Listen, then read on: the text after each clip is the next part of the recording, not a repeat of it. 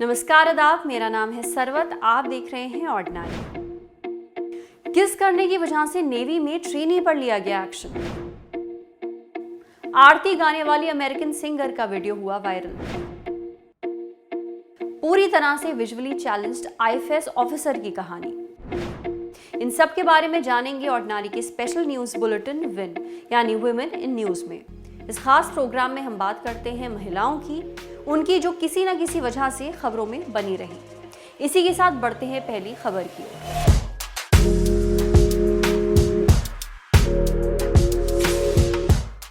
पुरुष साथी को किस करने पर ट्रेनी को निकाला तो कोर्ट पहुंच गई। केरल की इंडियन नेवल एकेडमी, यहां से एक मामला सामने आया है। इंडियन एक्सप्रेस में छपी रिपोर्ट के अनुसार मामला मई 2020 का है। भारतीय नेवी में ट्रेनिंग ले रही एक कैडेट पर आरोप लगा कि उसने अपने साथी पुरुष कैडेट को किस किया। किसी भी ट्रेनी द्वारा दूसरे ट्रेनी के साथ शारीरिक निकटता रखना या फिर संबंध बनाने पर डिसिप्लिनरी एक्शन लिया जाता है, इसका प्रावधान है। अब रिपोर्ट के अनुसार ट्रेनी ने अर्जी दी कि जिस पुरुष कैडेट को उसने किस किया था उसे कम सजा दी गई है।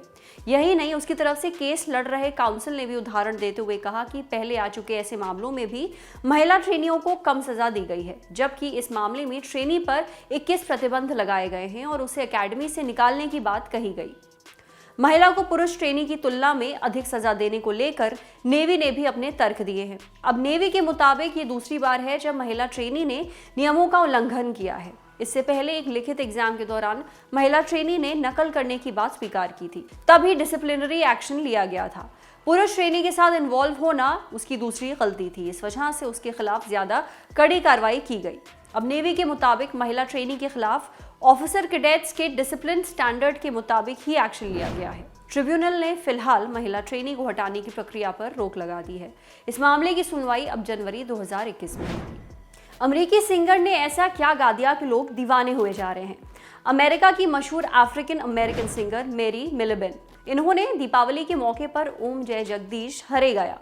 इसका वीडियो 12 नवंबर को शेयर किया और उसके बाद से ही ये वीडियो वायरल है। मैरी की भी लोग काफी तारीफ कर रहे हैं। अपना वीडियो शेयर करते हुए मैरी ने लिखा कि हॉलीवुड में एक एक्ट्रेस और सिंगर होते हुए हिंदी सीखने के दौरान मुझे भारत से प्रेम हो गया। भारत के कल्चर, संगीत और सिनेमा में मेरा डूब जाना काफी हद तक मेरे हिंदी टीचर डॉक्टर मोक्षराज की वजह से हो पाया है। मिलिबेन ने कहा कि भारत के लोग और भारतीय अमेरिकन लोग उन्हें बेहद प्यारे हैं। दीपावली 2020 के लिए वर्चुअली परफॉर्म करना मेरे लिए एक आशीर्वाद की तरह है। आंग सान सू की पार्टी म्यांमार में फिर जीती, पीएम मोदी ने दी बधाई। म्यांमार, हाल ही में यहाँ चुनाव हुए थे। चुनाव में नेशनल लीग फॉर डेमोक्रेसी की दूसरी बार जीत हुई है। ये आंग सान सू की ही पार्टी है। प्रधानमंत्री नरेंद्र मोदी ने ट्विटर पर उन्हें जीत की बधाई दी। आंग सान सू की म्यांमार की पहली चुनी हुई नेता हैं। उनके पद को स्टेट काउंसलर कहा जाता है। 1945 में रंगून में जन्मी सू की के पिता ऑंग सान को बर्मा का राष्ट्रपति कहा जाता है। मिलिट्री राज में सूकी को नजरबंद करके रखा गया था 15 साल। 2010 में वो रिहा हुई। 1991 में सूकी को शांति का नोबेल पुरस्कार भी दिया गया था, लेकिन सत्ता में आने के बाद से रुख बदल गया। म्यांमार में रोहिंग्या मुसलमानों पर हो रही हिंसा पर उनकी चुप्पी को लेकर उनकी आलोचना भी होती है। लोग तो ये भी मांग कर चुके हैं कि उनका जो नोबेल पुरस्कार है उसे जो है वापस ले लिया जाए। पद्मावत एक्ट्रेस ने कहा, स्पिरिचुअल गुरु ने मेरा फायदा उठाने की कोशिश की। पद्मावत फिल्म में दिख चुकी और इस वक्त आश्रम वेब सीरीज में काम कर रही एक्ट्रेस अनुप्रिया गोयनका ने हालिया इंटरव्यू में एक बड़ा खुलासा किया। उन्होंने बताया कि जब वो 18 साल की थी तब एक स्पिरिचुअल गुरु ने उनका यौन शोषण करने की कोशिश की थी। टाइम्स ऑफ इंडिया को दिए एक इंटरव्यू में उन्होंने बताया कि मेरा परिवार उन पर बहुत भरोसा करता था। मैंने भी भरोसा करना शुरू कर दिया। वो बहुत तार्किक बातें करता था और प्रैक्टिकल लगता था, लेकिन उसने मेरा फ़ायदा उठाने की कोशिश की।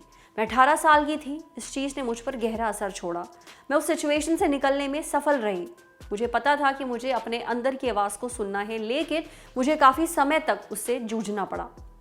मैंने काफ़ी समय तक उस व्यक्ति पर भरोसा किया था और इसी वजह से मुझे लगता था कि वो जो कर रहा है वो संभव नहीं था। अनुप्रिया सीक्रेट गेम्स नाम की वेब सीरीज में भी दिख चुकी है।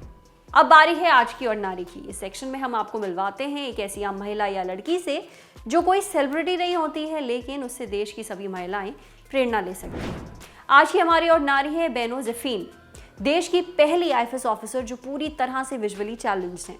चेन्नई में जन्मी पिता ल्यूक एंथनी चार्ल्स रेलवे में काम करते थे और माँ हाउस वाइफ थी। बचपन में अपने ही शहर के स्कूल में पढ़ी, जो खास तौर पर विजुअली चैलेंज स्टूडेंट्स के लिए बनाया गया था। चेन्नई के स्टेला मॉरिस कॉलेज से उन्होंने ग्रेजुएशन किया। पोस्ट ग्रेजुएशन के लिए लोयोला कॉलेज गई। अब पढ़ाई के लिए उन्हें खास तौर पर ब्रेल में लिखी किताबें और स्टडी मटेरियल जुटाने पड़ते थे।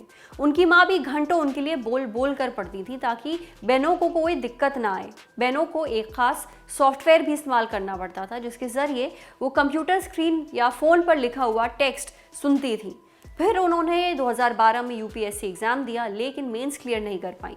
अगले साल क्लियर किया एग्ज़ाम। 343वीं रैंक आई उनकी, लेकिन उनके सिलेक्शन में समय लगा। इस बीच में उन्होंने स्टेट बैंक में पीओ की जॉब जारी रखी। एग्जाम में क्लियर करने के 1 साल बाद भारत सरकार ने उनके सिलेक्शन का कंफर्मेशन दिया।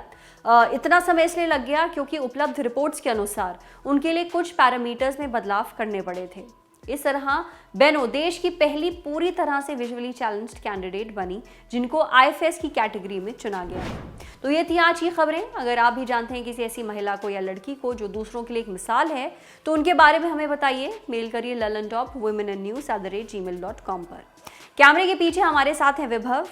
ये खबरें आप तक लेकर आई थी प्रेरणा। अगर ये वीडियो फेसबुक पर देख रहे हैं तो हमारे फेसबुक पेज को लाइक करिए।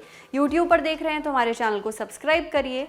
बेल आइकन पर ज़रूर क्लिक कर दीजिए ताकि जब भी हम कोई नया वीडियो अपलोड करें तो उसका नोटिफिकेशन आप तक सबसे पहले पहुंचे। शुक्रिया।